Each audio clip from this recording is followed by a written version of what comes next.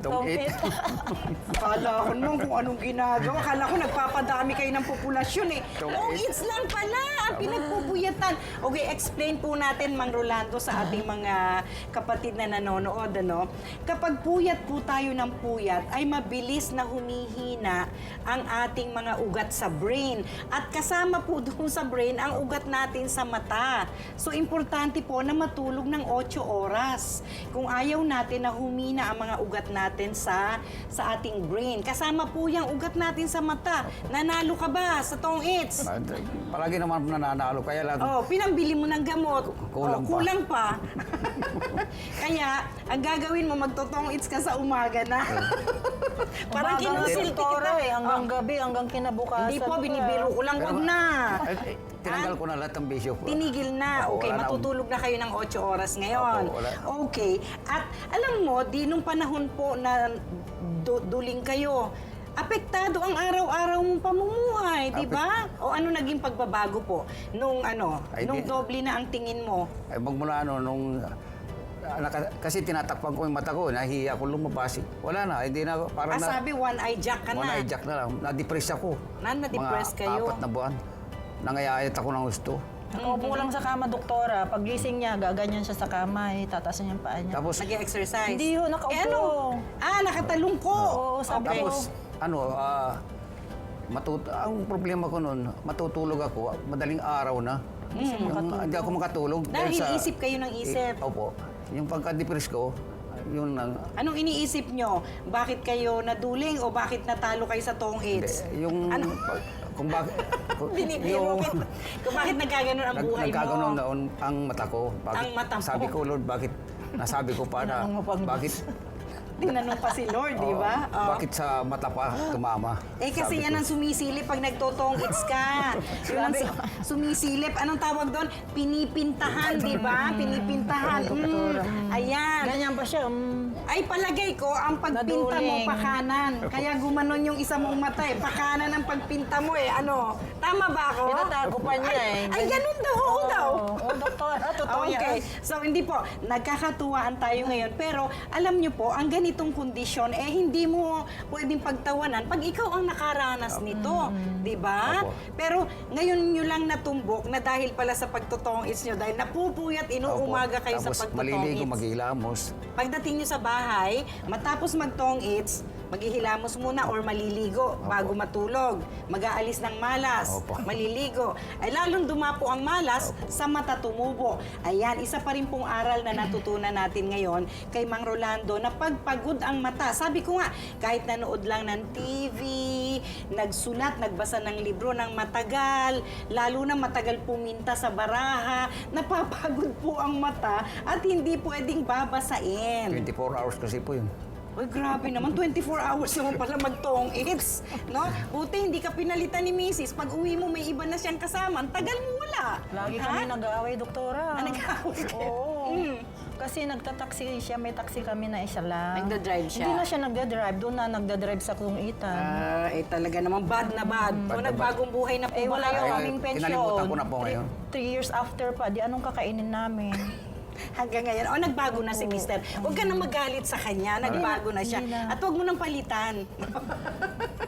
Okay. So, natututo tayo sa pagkakamali. Kayo naman po, you learned it the hard way, Opo, no? doktora. Kaya yung mga nanonood po sa atin na medyo inaabuso ang mata, alalahanin natin na bawat piyesa po ng ating katawan ay dapat nire-recharge, no? At kapag ka ang kalusugan po ang naapektuhan, pati kabuhayan, napipinsala, Tama po. pati yung daily activities natin. At sabi ko nga po, minsan lang tayo mabuhay sa mundong ito, dapat laging magaan ang buhay at masaya ang buhay, iwasan natin ang problema, no? Opo. Okay, so natuto na kayo ngayon Opo, at Doktor. maraming salamat sa tulong ni Mrs. sa matyagang paghihilot Paghihilot. sa'yo. Wala ka nang makikitang ganyang katyaga. Huwag nang uulit. Opo.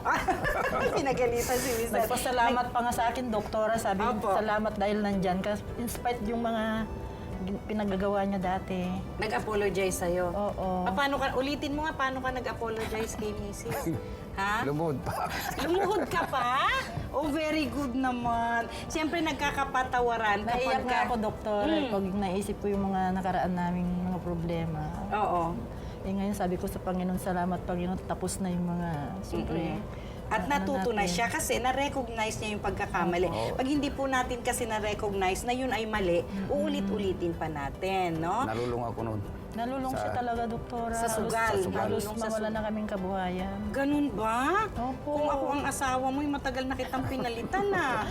Pati yung pera namin sa bangko talaga as in... O tapos talaga. gumastos pa kayo sa pagpapagaling, tapos yung mga laboratory test pa. So ganun kakamahal ni Mrs. Kaya wag mo nang uulitin Hindi yun, ako. ha? Sa mga mister na katulad ni Mang Rolando.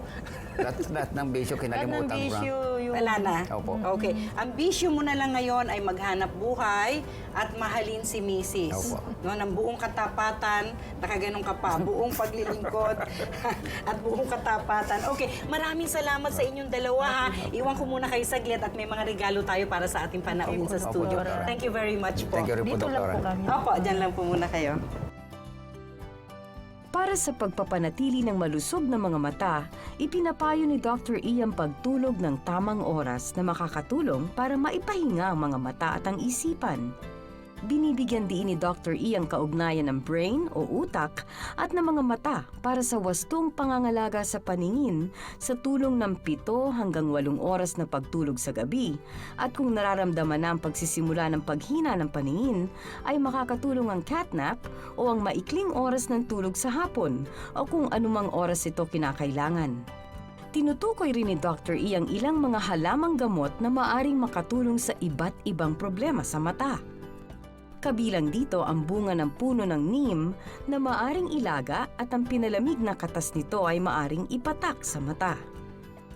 Ang malinis na katas ng bunga ng halamang aligbangon ay maaring ipatak sa mga matang may sore eyes at sa kaso ng ophthalmia o pamamaga ng mata. Makakatulong din sa kaso ng ophthalmia ang mga bulaklak ng tsampaka matapos na ito ay linisin at dikdikin at ibabad sa langis ng nyog. Banayad itong ihahaplos habang nakapikit ang mga mata ng pasyente. Maaari ding ipatak sa ganitong kondisyon ang malinis na katas ng prutas ng kamyas, bagamat medyo may hapding nararamdaman sa paggamit nito. May mga pag-aaral din sa naturopathy na tumutukoy sa dagta ng dahon ng kamoting kahoy para sa kaso ng conjunctivitis. Binanggit ni Dr. E na sa bansang Sri Lanka ay ginagamit na pampatak sa nagluluhang mata ang pinakuloang bulaklak ng halamang lagundi. Tinukoy rin ni Dr. E ang bansang Africa kung saan ginagamit ang sariwang katas ng halamang katakataka bilang pampatak sa mga namamagang mata dulot ng astringent at antiseptic properties na taglay nito. At sa Southeast Asia ay pinakukuluan ang balat ng puno ng mulave at ipinapatak sa mga nanlalabong mata. Ayan, nandito na po ang ating regalo sa ating mga audience sa umagang ito. Ang reversible bag. Hindi po madami ang bag na yan. Hindi po dalawang klase yan. Binaligtad lang ni Chef yan. Kaya, magkaiba. So, pag luma na po yung isa, babaligtarin nyo na, no? Para laging bago ang bag nyo. Kaya reversible po yan.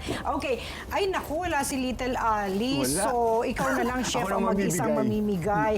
Pero bago ka mamigay, Yes po. ang paalala mo, Sa sunod pong linggo at meron kaming of course yung website ng Healing Galing which is healinggaling.ph and you can also like us sa ating Facebook account which is the Healing Galing Official at syempre meron tayong Instagram account yung Wellness Chef HG. Yun po. ayun.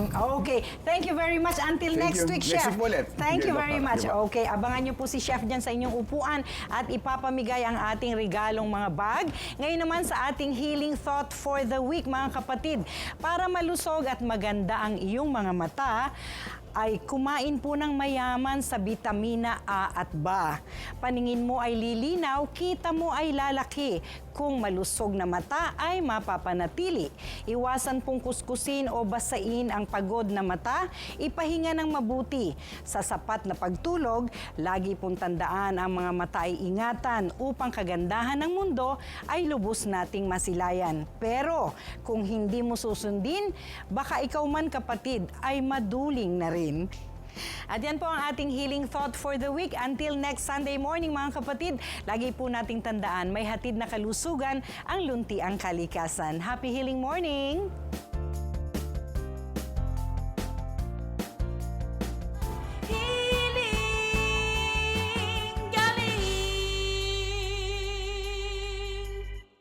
Ang nangyari pala, anak, pagkatapos mong ubusin yung siomay, iniinom mo daw yung sausawan? Opo. O yung mga bata ha, pag sinabi pong sausawan, hindi iniinom yun. Nahirapan ng umihi ang bata, yung mga manifestations po ng kidney condition ay nasa kanya na. Samahan si Dr. E tuwing linggo, alas 7:30 hanggang alas 8:30 ng umaga sa TV5.